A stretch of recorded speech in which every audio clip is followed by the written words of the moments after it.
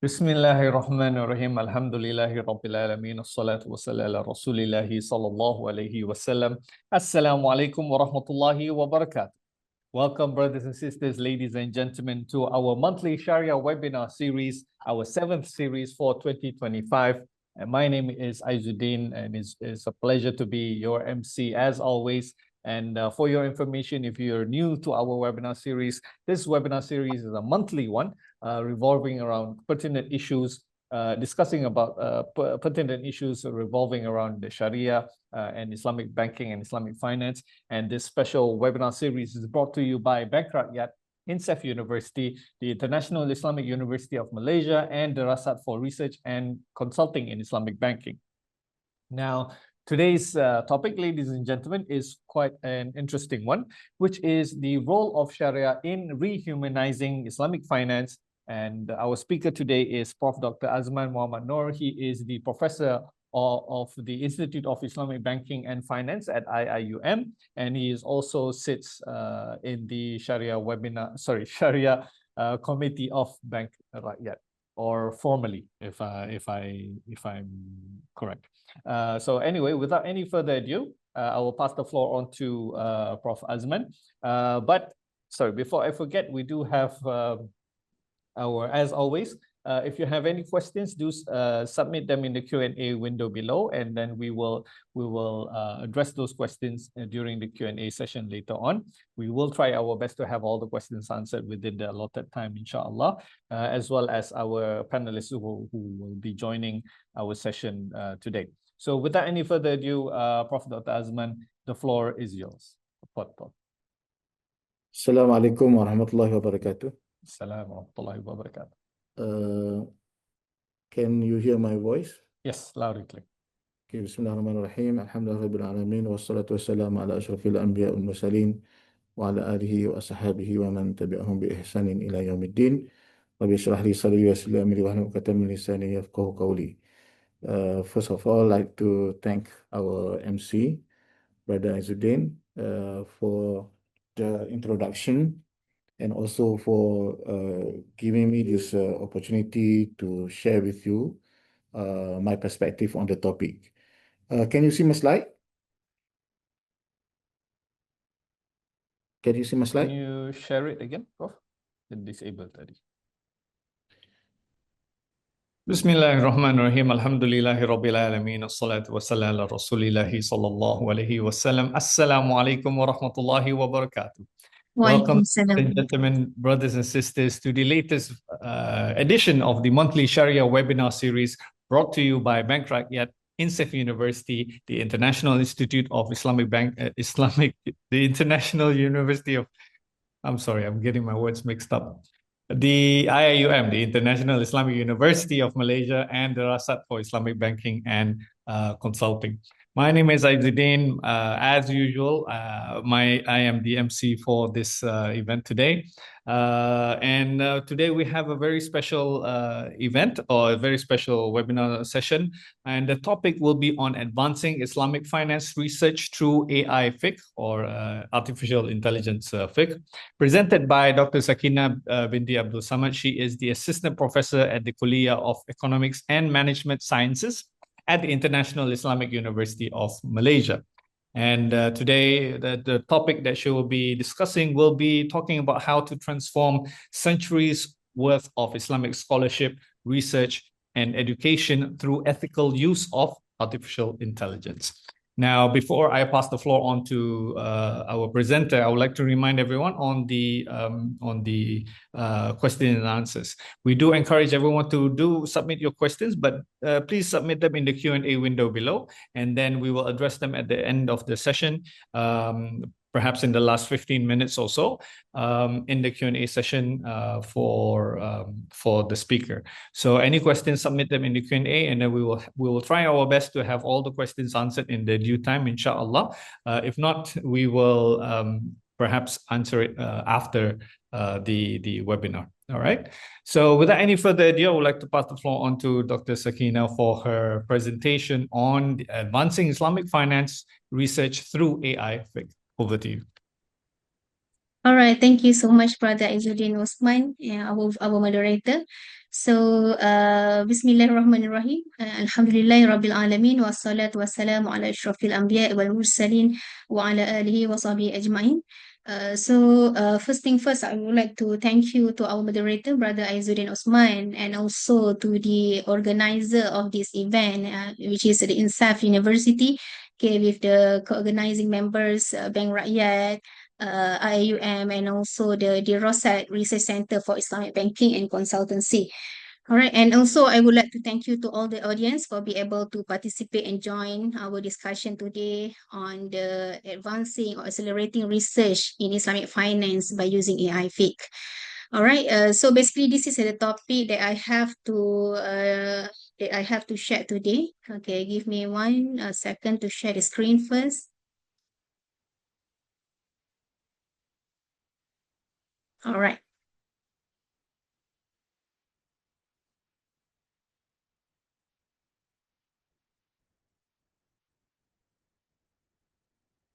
Okay.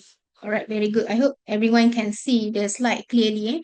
All right, so basically this is the topic that we will be discussing about it in these 50 minutes, inshallah, on the advancing Islamic finance research through AI Fiqh.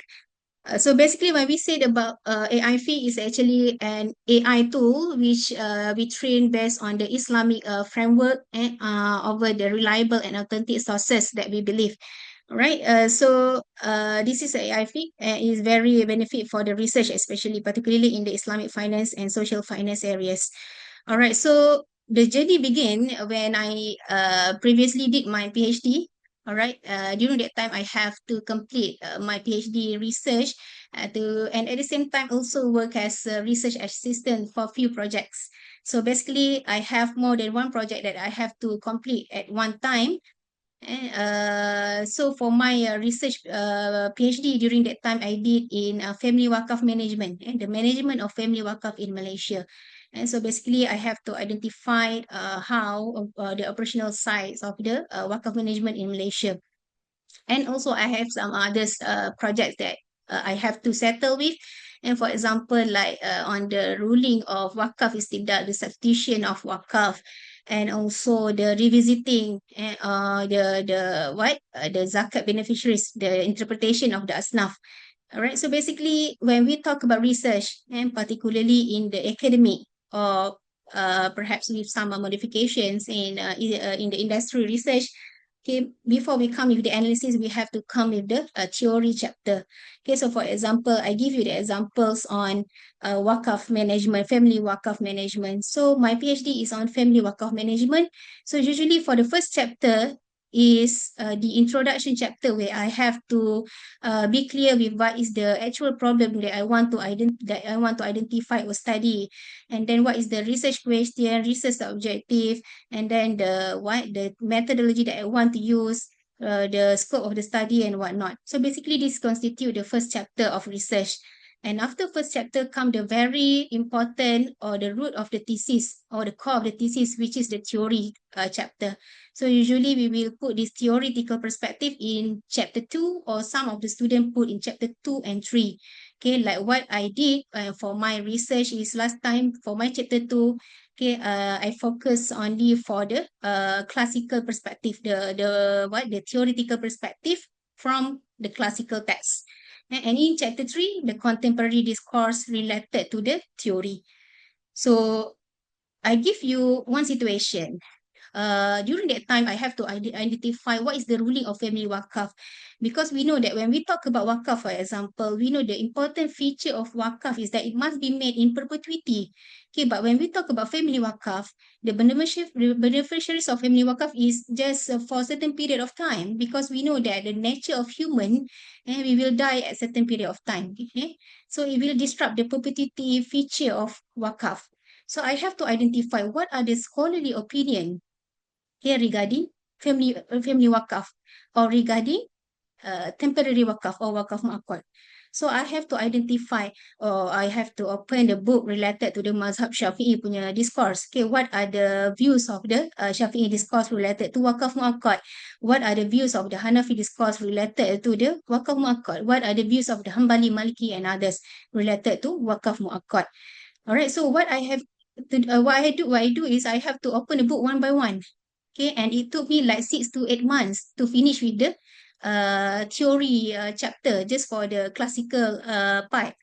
Okay, even though yes, we have like few options for the digital library. Okay, for example, like during that time, I believe that everyone also know that we have like Maktabah Syamila, and also we have Jamik Fiqh, but still the loophole or the pain point is still remain there. Okay, in the sense that, for example, okay, if I forgot to tick any important books, okay, then the answer generated will not coming from that kitab. So I missed the very important discussion related to that issue.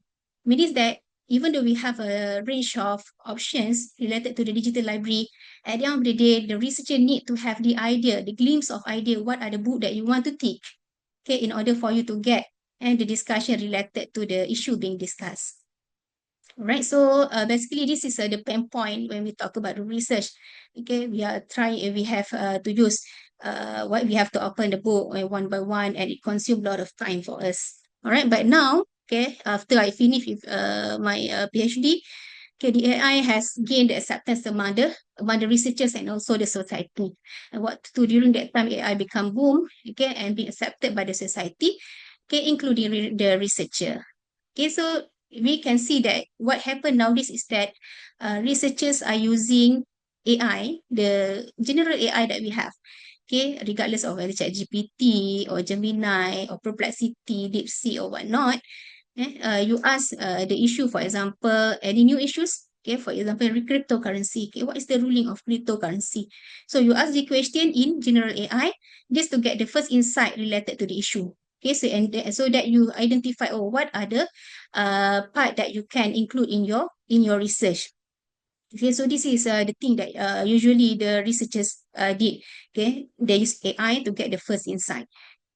However, the issues is on the existing AI models present serious limitations whereby they lack training in the science of Islamic knowledge, and also the sources used is questionable.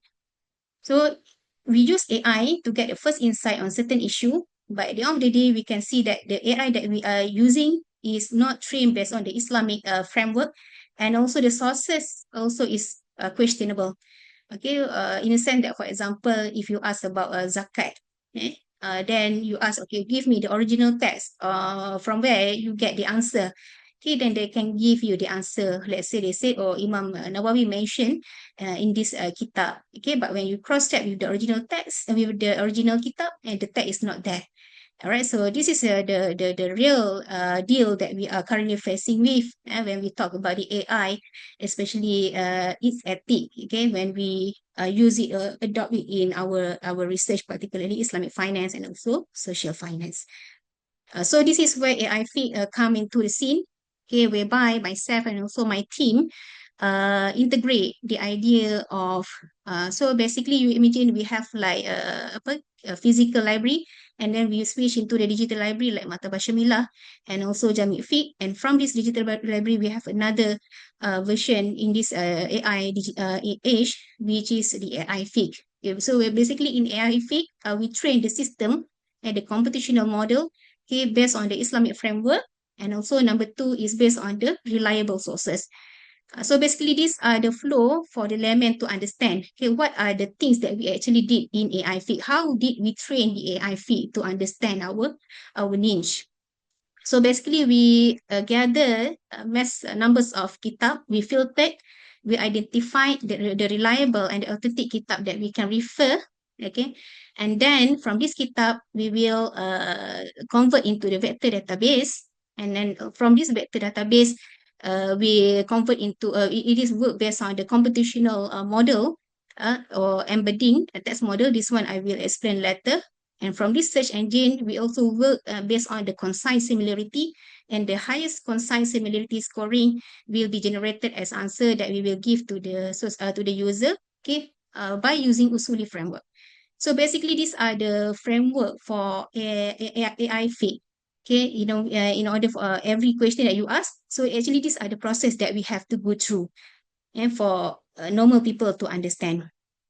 But of course, when we say that we integrate, we embed or we train this Arabic text or Arabic data in the AI, we actually talk about the maths or mathematical or computational model that actually happening, okay, behind the system. So just imagine that after we have gathered, identified the reliable sources, we filtered the sources, and then in the first box, we have the Arabic text, which represent the kitab or the classical and turas that we have gathered earlier, and we translate into the English translation. And in the second box, we have the sources, the page number of the kitab and whatnot. So after this first and second process, we have the process of embedding. So basically, the document in the first box and second box, we start, okay, in the based on the embedding model. Okay, so basically this embedding, we name it, or it is known as a vector database. So basically this is the brain of AI Fiqh. All right, so basically again, in the process of 1 and 2 are converted into arrays of numbers. So just imagine we have like the mass number of kitab, okay, in the Arabic text, and then we convert into the vector database, and by converting into the vector database or by embedding it, it will translate or convert into the arrays of numbers. So basically, it convert from Arabic text to the numbers. So this is I give you one example on how the maths behind AI Fiqh happen.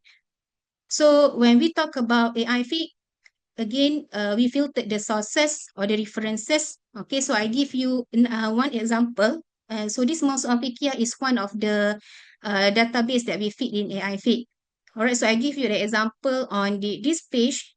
This slide represent the process which happen in the AI Fiqh system. Okay, so for example, this AI Fiqh page, this Fiqh, page 84, volume 10. All right, only for page 84. So the first board represent the page number page 84, and from this page 84 we use the dimension of 768. Okay, so basically the dimension is the function of this dimension is for the computer to get to understand the context. Okay, because we say that when we talk about AI, it works based on the computational model and the consign similarity in a way that in a sense to give you the best result or answer. So they need a dimension for them to understand the context. So if we talk about the human brain, usually we need just 3 dimension like X, Y, Z for us to understand certain issue. Okay, once we have these three dimension, we already understand the context. But it different if we talk about the computer. In order for the computer to understand, okay, we need they need the dimensions. So the higher the dimension, okay, the better understanding of the context. So basically, currently we are using the dimension offered by the Gemini 768 dimension. So this is the highest dimension offered by the brain that we are using. All right. So from this page number 84. We have a first box is on the metadata. So what is metadata is we store all the data that we have, regardless of whether we need the data or we don't need it, right? Regardless of whether we want to generate it as answer or not. We keep everything that we have in the metadata. All right, and also the second box is the document. So basically this document represents the clean file. What is meant by clean here is that we have removed we have cleaned the data by removing the footnote, the unnecessary thing, table of contents, okay, that will disrupt the answer, okay, generated later on. So again, the metadata is the all the data that we keep, and then the document is the clean data that we have processed, and then after that, and we convert these two metadata and document into embedding. All right. So as I said just now, every embedding or every page of embedding we use 768 dimensions. So from this page of 84. All right, so this one I showcase you the algorithm of AI Fiqh for page 84. So this is the real number. I just snapshot it, but I just present or showcase only for embedding. You just imagine that we have 7 seats for more embedding, okay, behind it. So this is just for the first page or for the page of 84 in Fiqh. So you can imagine how complex is the system that happening behind AI Fiqh whenever you come and ask the question. All right, so this is just to give you insight on the complexity of the computational model, okay, behind AI Fiqh. Okay, as I said just now, as a human, okay, we can understand just by X, Y, Z, we can already understand the context. But different with a computer, they need higher dimension in a way they want to understand the context. All right, so just imagine that we have what dimension 4, dimension 5. Okay, even our brains cannot really comprehend anything beyond that number. Okay, but in AI Fiqh, it doesn't just imagine, it understands the world in 768 dimensions. All right, so I give you an example, like if you ask any questions, for example, like should I skip any prayer? Okay, so the question that you ask also will be converted into numbers. All right, so from this, just now I said that the data that we have, we convert into the numbers, right? And we will work based on the concise similarity. And again, when you ask the question also will be converted into numbers, and we have to make a comparison between the numbers, between the question that you ask, okay, together with the database that we have, and this to compute. Yeah, so this computational model work based on the concise similarity. The higher the result, the better the accuracy. All right. So this is another way to explain. Okay, just for example, let's say the question is on A and the kitab is on B. So to get the concise similarity, we have to make a comparison between the question that coming in with the database that we have.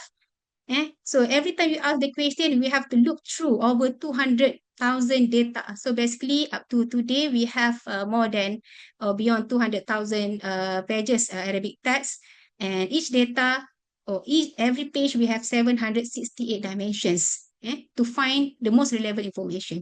So just imagine that every time you ask a question, okay, just times the 200,000 data that we have times 768 dimension that we use. So every time you ask question, we have to go through the 153,600,000 process happen behind the scene. And all the process happen in just under 3 seconds. So the result that you see from AI Fiqh is actually the right side here. Okay, so basically, for example, should I skip any prayer? So this is the result that you will be getting when you ask AI Fiqh. All right, so and also just to share that currently AI Fiqh has reached the highest accuracy, which is 95% similarity, or the highest confidence score. All right, so when we talk about technology, of course, it is not perfect. The 95% is accepted as the highest number. So how about the 0.5%? So this 0.5%, that's why later after this, you will see the feature of AI Fiqh. We have provide you with the button of contributor. And so for example, during the process of doing research, for example, you found the missing part or the subcode, the issue on subcode. Okay, you can just click the button, okay, and inform the admin, so the admin will further identify the issues and improvise better. So this is how the technology works. Actually, this is when we talk about the AI, but the same issue actually happening with the physical book. Just imagine after we write a book, can this book will go through the process of editing or muhakkak. We have a range of muhakkak and to edit the book and to identify is there any subcode discussion or whatnot, and then they will improvise and the write up. So the same thing happening with the AI, but in different ways. All right, so basically, as I said just now, we have reached because of we have trained the system from scratch by using or by embedding the Islamic framework, which is the Usuli framework just now, and also we filtered the database. All right, recently we received acceptance by the over 50 countries, and also it has been used as a case study in this paper, whereby they evaluate the use of AI, which is comply with the Islamic ethics, and the results showcase that AI Fiqh has complied with the Islamic ethics in doing research particularly, and this paper also has getting the best research award. All right, so this paper is from the lecturers from IIUM and also some other universities. All right, so basically, just now we have a talk about how the process of AI Fiqh, how we integrate the classical text within the computational model. And this is the thing that you will be experienced when you use AI Fiqh. So basically every answer that generated by AI Fiqh will come together with the original text, original Arabic text. This is the first ideology behind AI Fiqh, because particularly when we talk about Islamic finance, when we talk about Islamic finance, every day we have new issues. Like the new issues are keep on evolving. And when we are discussing about new issues, for example, like the scholars have to gather in one council, and during that council, they have to come with the idea on that new issue. In order for them to discuss about that new issue, they have to come with the ibarah. You give your ibarah, the ibarah from the kitab, that you know, that you have, and then you have to explain about the original text. Means that the use of ibarah or original text is very, very important when we talk about the Islamic discussion. Same goes to the Islamic finance research. We have to take care of the original text. So we cannot just simply take the idea, the answer without taking care of the original text. That's why in AI Fiqh, every answer you will get the original text directly from the kitab. And also we have, after that we have the curated reference and citation. You will see the numbers of book, the name of the books, name of the author, and also volume and also page number.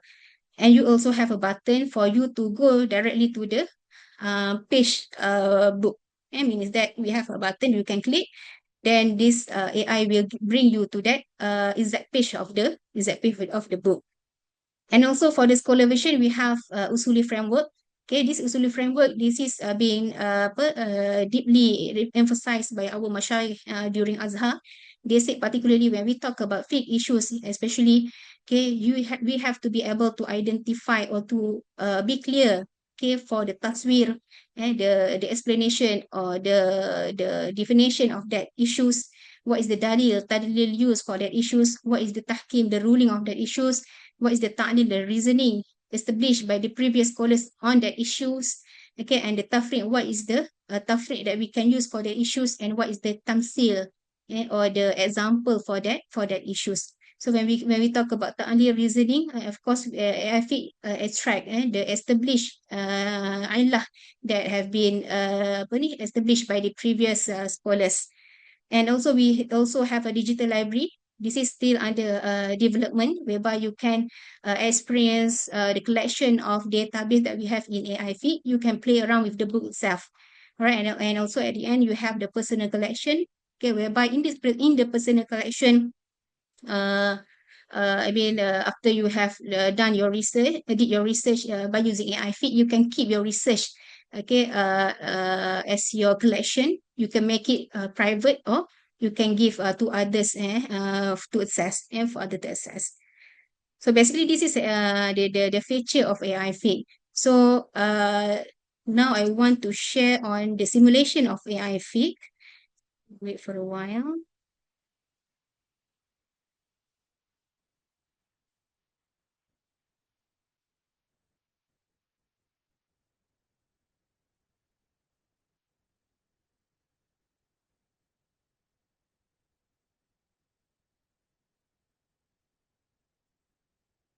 Entire screen, ya. Okay. I'm sharing so basically this is the AI Fiqh. Once you open the aifiqh.com and www.aifiqh.com, so these are the things that you will see. So basically, once you click the AI Fiqh, this is the landing page. You will be directed to the landing page of AI Fiqh, and then click the chat with AI Fiqh. So after you click the chat with AI Fiqh, you have to sign up.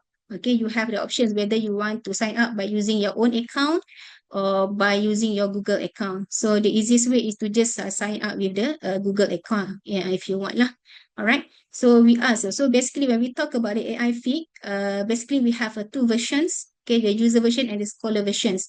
All right. So user version is actually the answer is more straightforward if compared to the scholar version, and also in terms of the database, also is the secondary sources. What I mean by secondary is most of the time, if the question is related to the fiqh issue, The database that you will get is, for example, like Mawsu'ah Fiqh Kuwaitiyah or the Fiqh Islam wa Adillatuhu wa Bazuhaili.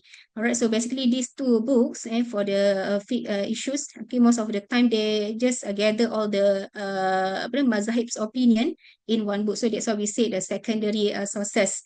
Alright, and also your answer is more straightforward. Okay, so just for example, like if I ask about the gharamah issues in imposing penalties in Islamic banking. So of course, when we do research, okay, usually what we want is we want to get what is the discussion about this issue. Okay, I mean the explanation about the issue, or what is the definition of that issue. After the definition, we have to know the original text of that definition. And after the original text, we have to get clear what is the explanation of that definitions. So this is one way in doing or in writing research. So that's why in Islamic, in AIF, you will be given, for example, like this one about gharamah, the prohibition of financial penalties for debt delay. All right, so they will generate for you the answer. All right, and this one is from the Book of Shariah Standard 2010 by Abdul Rahman Najdi. This is the IIUM standard. All right, and then we also have the user can know, okay, the types of the recovery of expenses, collateral liquidations, okay, from the IIUM standard, for example. Okay, this one. Just now, this is the button for general answer, meaning that you want to read the entire answer. Okay, but if you just want to get the original text, you can just click this button of reference. Okay, and click the reference one, for example. All right, so this is the original text for the first answer. Okay, you will get also the title of the book, the year, the author, the page number, and also you can go directly to the page in that document. All right. Okay, so basically this is the example on the gharamah issues. Okay, and then for example, like I give you another example. Right, this one. Okay, explain about wakaf muakkad from Aisyah resolution. Okay, because AIF, just to share that AIF is funded by Bank Rakyat. So we have embed the resolution from the Aisyah resolution as well. So if you ask question and if the computing, if the consent similarity get the highest scoring related to the Aisyah, they will give you the answer related to the Aisyah. Okay, so I want to know about what is the hukum or the ruling of wakaf muakkad. Okay, directly from the Aisyah resolutions. So after and the system will generate to you, for example, okay, definition of temporary wakaf. All right. So it will cite you or generate for you the answer, and then cite, okay, from which document of Aisyah? Oh, second Aisyah, 2017, page 23. Okay, and then scholarly opinion on temporary wakaf. Okay, now we have just by one click, by one prompt, you can know that there are two main opinions regarding temporary wakaf. Some of them permit and some of them prohibit it. All right, and then application of temporary wakaf, particularly in Malaysia. Okay, some states allow, some states disallow, some states have enactment on that, but forbid and whatnot. All right, and then at the end of the discussion, you have the summary and followed by the related question. So basically, this related question is the question related to the first question or first prompting that you asked just now, just to increase the understanding of the human related to that issue. Okay, so you can go to the reference. Okay, and then we have this one. And you can go there directly to view original page. Okay, so basically this is the feature of AIF in user version, because when we talk about Islamic finance research, okay, we have to know that Islamic finance is one of the branch in Islam in social finance, or sorry, in social science. All right, and we know that methodology when we do research in social science, it is not enough to cover the classical perspective only, and particularly when we talk about Islamic finance, because new issues are keep evolving every day. Sometimes the new issue, there is no discussion regarding the new issues in the classical text, but the issues in the contemporary discourse. So that's why in AIF, we integrate both. Okay, currently we have fully developed with the classical part, and we also have like some of the database from the contemporary discourse, including the standard and regulation used. For example, like IIUM standard, Aisyah resolution, IFSA, and we are moving forward to crawl more and more the resolution, related resolution. Right? Okay. So this is the example on IFIC user version. And then another example is, for example, explain about hibah. Okay, this one I want to show you about the IFIC scholar version. Okay, in scholar version, what make scholar version different from user version? The first one is on the framework that we train our system based on the usuli framework. Okay, especially if the question triggered the fiqh question. Okay, if the question is on the fiqh question, then the answer that you will get is based on the usuli framework and the six framework that we have discussed earlier. Right, and also the reference or the sources also from the primary sources, meaning to say that, for example, if you want to know what is the opinion of the different mazahib related to that issue, you will get the issue, you will get what the discussion from the direct or from the first reference, okay, not the secondary as what we did in user version. Right, so for example, explain about hibah. This collaboration we yet to launch. Okay, we just launched the user version, but this collaboration will be launched perhaps in the January or February next year, inshallah, in the nearest time, inshallah. All right, so for example, you asked about the concept of hibah. All right, so the answer, and then we have the overall conclusion, and the most important part is on the scholar analysis button here. You click the scholar analysis button, okay, and you will get into the SIDS framework and the usuli framework, which is, and just now the question is on hibah, right?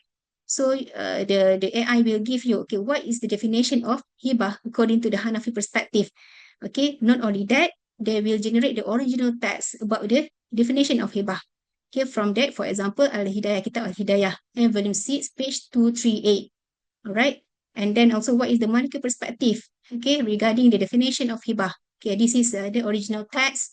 And then we have the citation, the references, and also the explanation. Because what happened previously, if we don't have AI, usually what I did when during my PhD last time, I try to find the original text, the ibarah. After I found the ibarah, I have to use my own brain to digest, okay, what is mean by this statement.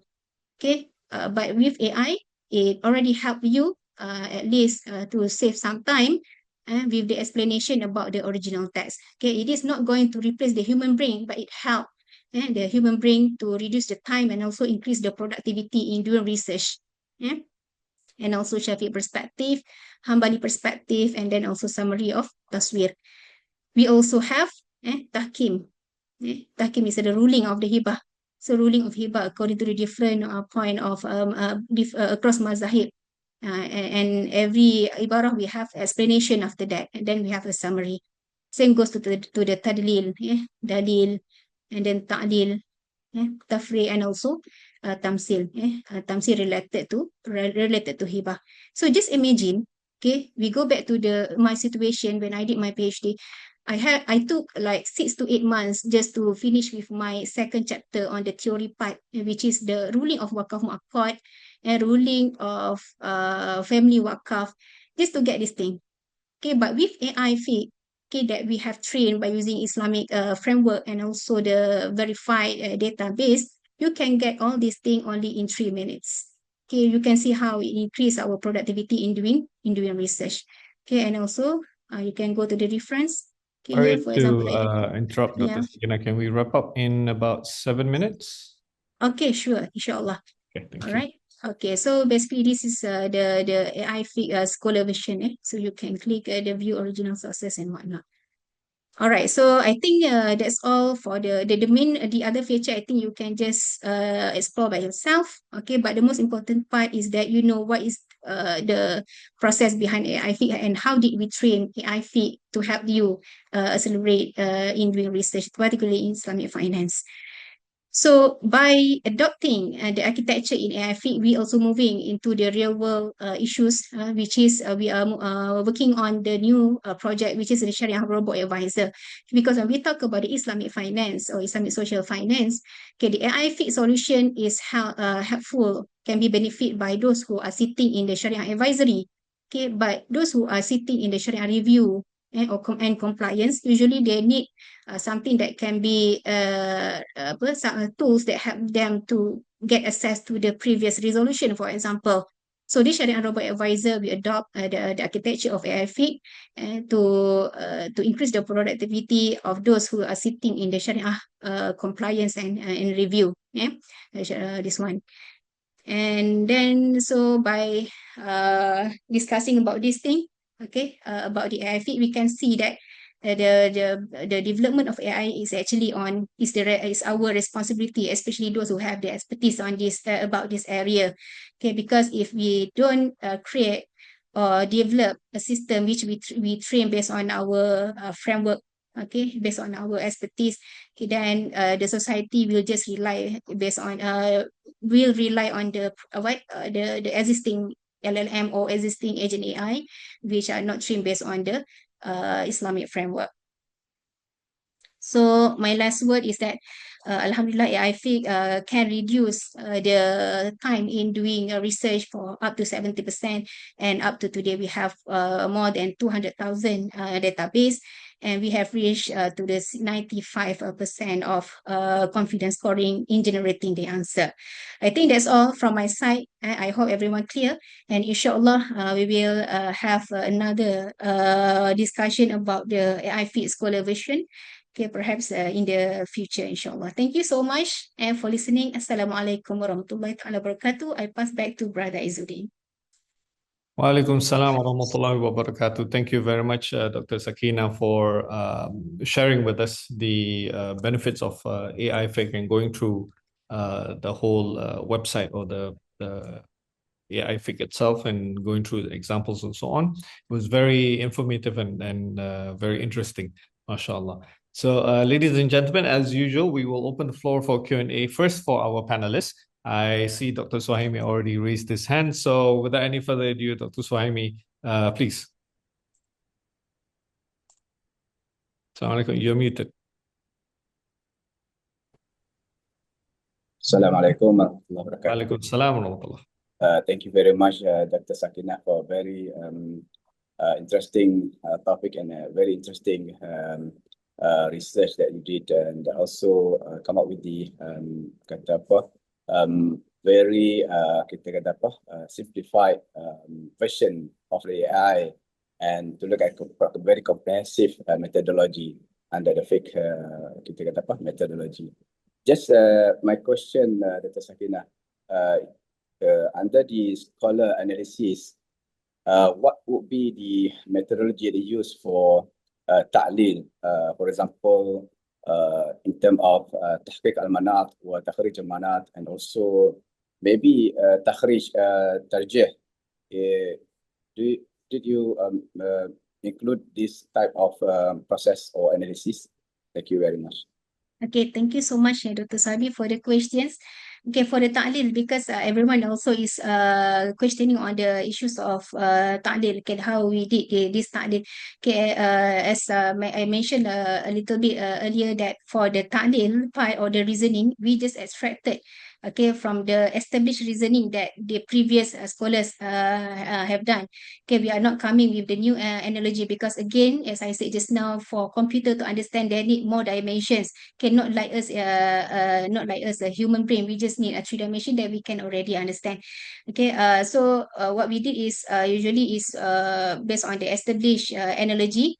Okay, and it work based on the consign similarity itulah. Okay, the highest confidence score. This one will be generated as the reasoning for that issue. So we are not going into the tarjih or what, but we actually, if you notice that at the end of the discussion, for every taswir, ta'lil and also tahkim, we have the summary. We just make a summary on the different opinion of the across mazahib, but not to tarjih or whatnot. Because at the end of the day, this is just a tool to help to increase the productivity, but it is the human brain to decide what is best, what is binded for us, okay, on the meeting table. Thank you very much, Dr. Sakinah. Okay, welcome, Dr. Saimi. Thank you very much, Dr. Suhaimi. Anyone else from our attendees, please do submit the questions in the Q&A window, and then we will address it after our panelists. Our dear panelists who are on the platform, please feel free to unmute yourself and ask any questions.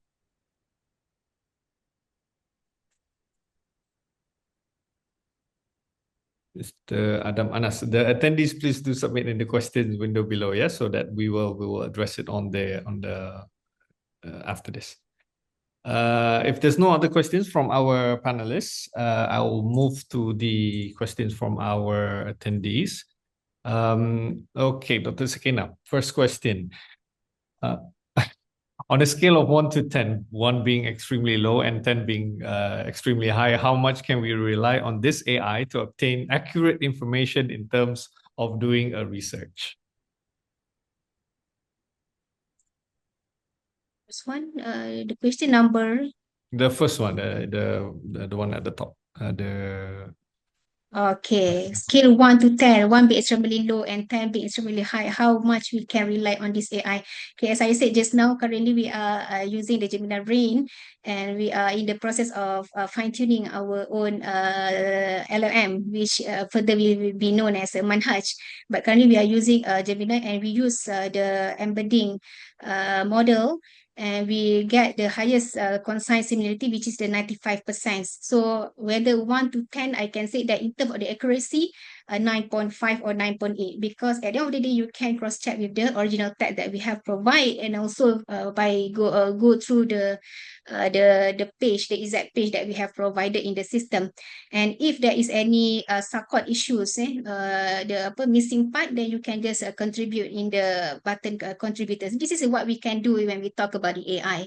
Okay, same goes to the Maktabah Syamilah also. If you notice that they also have the button of contributor, because this is how technology works. We have the issue on subcode and whatnot. I see. Okay, excellent. Thank you.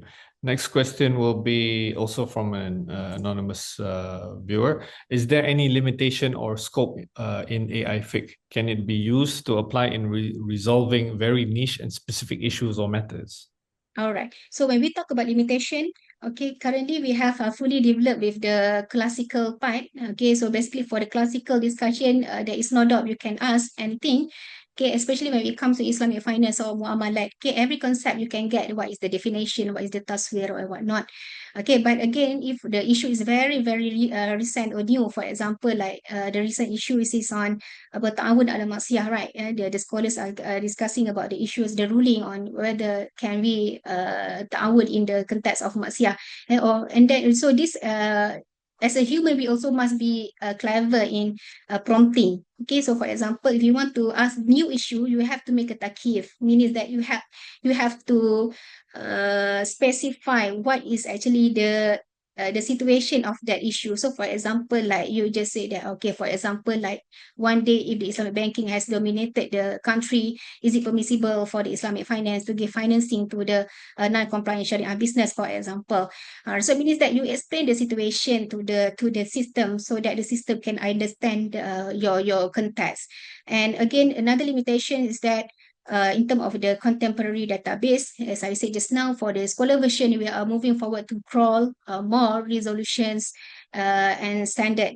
Okay, because we know when we talk about Islamic finance, we have to integrate both the classical discussion together with the standards or the recent standard or the resolution. So we have to integrate both in order for us to get a holistic picture of a certain issue. So we are moving toward that. Just wait, inshallah, in a scholar version.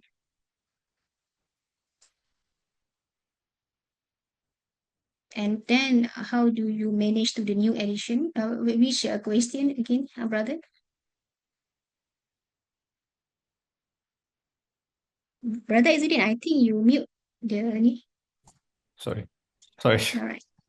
Okay, the next question by Osman Abdullah. Assalamualaikum. Please explain a bit more on about your digital library. Where are the sources and how do you keep updating the library? All right. I think we can tie to the next question as well. How do you manage new additions to Islamic jurisprudence? All right. So this, because for the digital library, we haven't disclosed the architecture because we are developing for the R&D. Okay, but the POC is already there. So I apologize that I cannot showcase this digital library right now because we are still in the dev environment. We are not deployed yet. But later just keep update with our social media and also our landing page. We will keep update every news there. So once we have released the digital library, So you can play around lah with the collection that we have in our database. Okay, I think that's all the answer for the digital library. Okay. And same goes with the new editions, right? All right. Okay, the new edition in Islamic jurisprudence. So that's why I forgot to mention that we open for the collaboration, especially for the contemporary discourse. Okay, because as I said just now, especially in the social finance area, including Islamic finance, we have to integrate both the contemporary together with the classical discourse. So if you have any, for example, like the recent mawsu'ah related to muamalat only, for example, you can just contact us, and then we can make a proper collaboration between us in the form of the database. Excellent. Will AI Fiqh be free in the future, or there is a chance for it being a paid service? All right. So basically, for AI Fiqh, we have both. Okay, you can use it freely, but for the free we have limitations. Okay. For example, like 10 questions per day. After 10 questions, you can ask the next day. But if you want to get the full scholar version, the framework of Usuli framework and whatnot, you have to pay for certain fees. Okay, these fees we impose is because to bear the cost. Okay, just now I said that it work based on the computational power or the computational system. So every numbers, okay, that we generate, okay, the token is costing. So we have many costs that we have to bear. So that's why we have to impose some fees to the user. Okay, but no worries lah, inshallah. Yeah. So there will be a like a subscription service. It's like ChatGPT. Yes, correct. You have the free Yes, version. correct. And you have Yes. okay. Correct, brother. So we have used the free version, and for you to get access to wider range of AI feed, then you have to make some subscription. Okay, excellent. Next one is there any specific AI Sharia platform created by the Muslims? Not sure what that means, but okay. How do you access? I assume this means assess the 95% accuracy of existing AI platforms like ChatGPT. All right. So is there any specific AI Sharia platform created by the Muslims? This is the AI feed. So you can use AI. So the AI is the AI which we train based on the Islamic framework, and also the verified sources that we can trust. Okay, we have provided you with the ibarah, the original text, with the exact page in the kitab, and how we managed to say that we've get the 95%. This is based on the during the development process. Okay, when we do the survey or the study, we did compare. Okay, before this we use another model, okay, but we have a problem. The system itself can generate the percentage.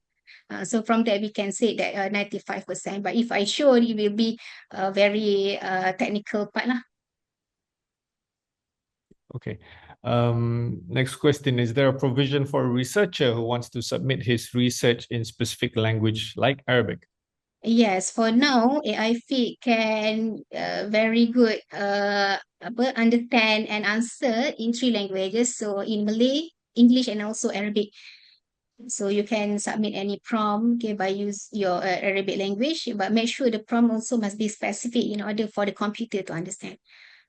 Would there be plans to increase the number of languages, or Yeah, we are working on that, but because to increase the the accuracy of one language is not that easy, so that's why we work with a small thing first. We focus on the 3 main languages first, and we are moving forward into wide range of languages in future, inshallah. All right. I hope you don't mind. There's so many questions. It's actually very good for in a webinar, because we do have time and we try our best to get all the questions answered. All right, sure. There is another AI called Usul.ai. Is there any particular difference? And if you have any info on this? Yes, correct. I know aware on the Usul AI.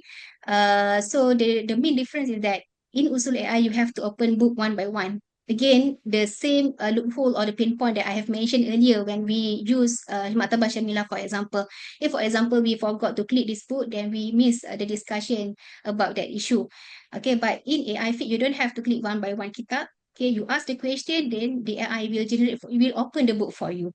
Okay, but if you still want to ask book by book, inshallah, in the scholar version, we have our digital library, so you can play around the book. And also one more part is that we integrate with the with the contemporary discourse. But if you familiar with the size space, so we are moving into that, okay, for the Shariah discourse. So it integrate both the classical together with the contemporary discourse. This is the main difference between us and also Usul AI. Right. Okay.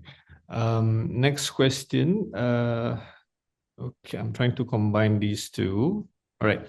You mentioned that the AI Fiqh derived from 200,000 over books, kitab database. Does it also derive data from other sources such as Fatwa website like the one from Mufti Wilayah and others? And also related to that is another question.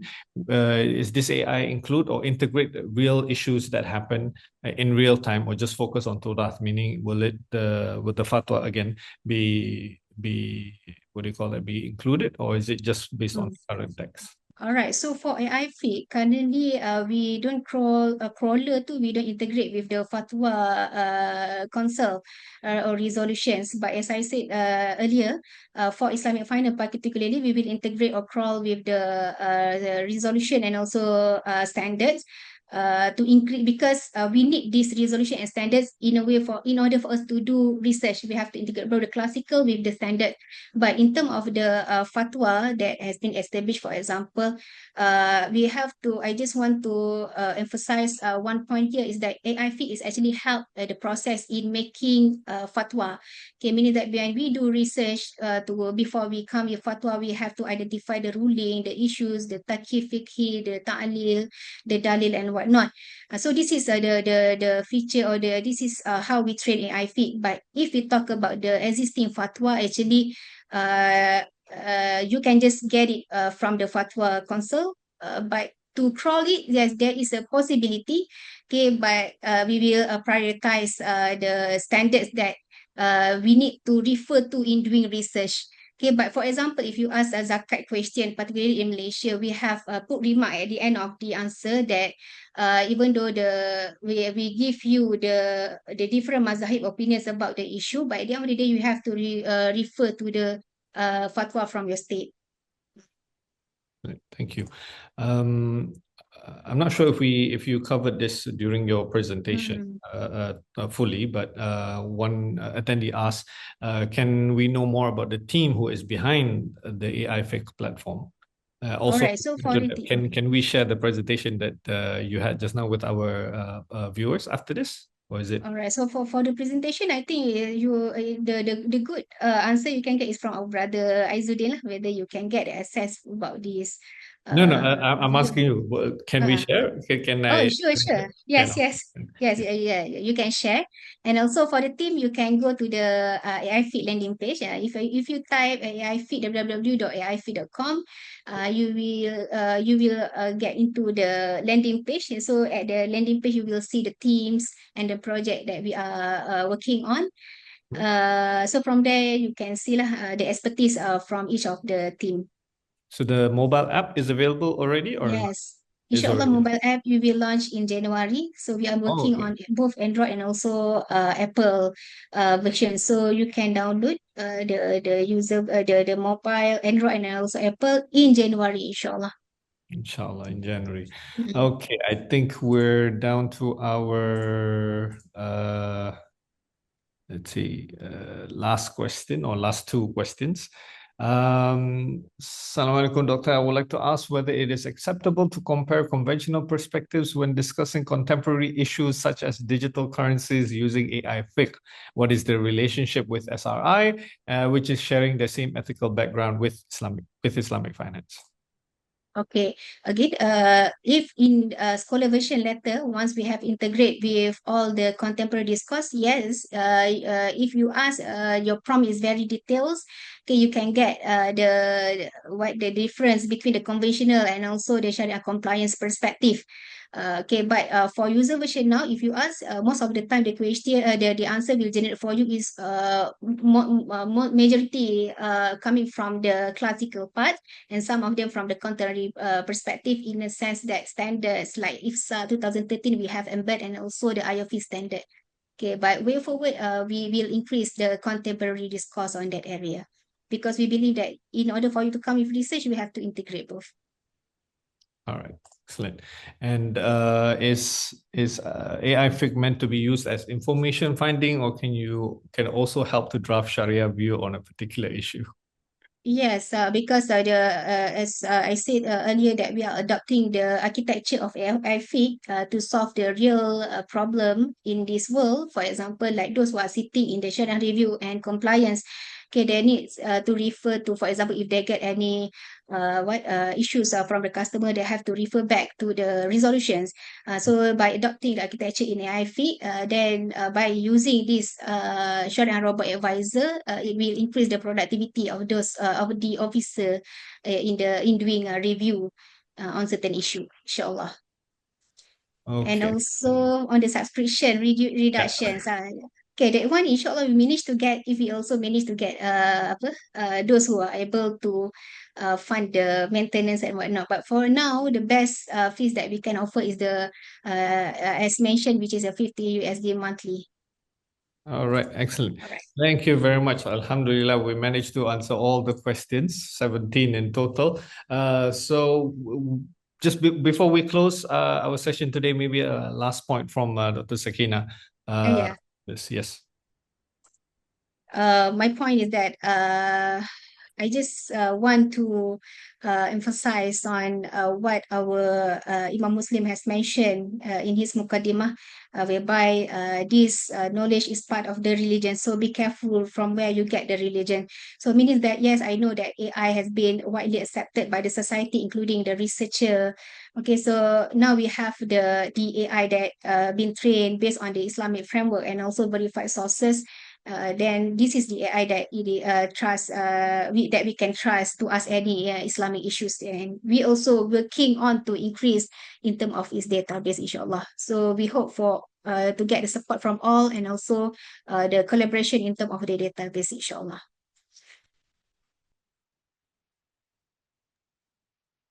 MashaAllah. Thank you very much for it's a beautiful note and beautiful way to close the webinar today. Thank you so much, Dr. Sakinah, for presenting on our on our topic today on advancing Islamic finance through Islamic finance research through AI Fiqh. And thank you so much, our attendees, for joining us today and sending us those lovely questions. And thank you, Dr. Sakinah, again for answering them. And on behalf of the organizing committee, I would like to thank everyone for attending. Please do, we do apologize for any shortcomings from our end. And I'd like to remind everyone, this is a monthly webinar series. This is our 11th one. So next month will be the 12th and the final one for 2025. And inshallah, stay tuned for the next one. Will be on the 17th of December. And the topic will actually be a continuation of the previous webinar, which is on public policy analysis for Sharia research and decision-making process with Ustad Izam Khazar. Who is the strategic advisor of ISRA Institute here at INCEIF University. So he will be doing a part 2 of that webinar, inshallah, on the 17th of December. So with that, thank you very much. And of course, lastly, please do check out the AI Fiqh on their website, aifiqh.com, to get more information about what you just heard today. Thank you very much, and see you in the next monthly Sharia webinar series. Thank you so much. Assalamualaikum warahmatullahi wabarakatuh. Waalaikumsalam warahmatullahi ta'ala wabarakatuh. Thank you so much to all.